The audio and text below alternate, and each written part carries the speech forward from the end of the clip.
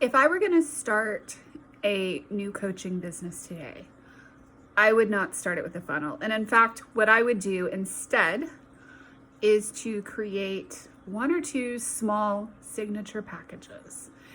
And I wouldn't create a group program. I would create a single one-to-one program, because people are usually more likely, if you have a small following, to pay for one-to-one coaching.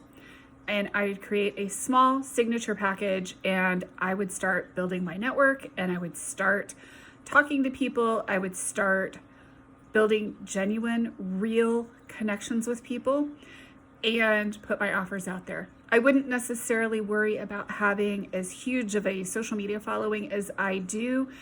I wouldn't be worrying about a lot of things. If I was trying to have any kind of a funnel of sorts, I would put an event up on Eventbrite and offer a simple workshop. From there, get people onto a call and offer them my services and stay in touch with them. That would be the easiest, fastest, probably cheapest way to build a coaching practice if you're starting from zero without a huge following.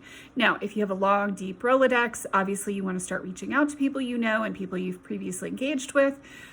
But most people don't start with that huge number. So you're going to be working on building relationships, using Eventbrite, using networking groups. Building deep relationships with people is going to do it for you.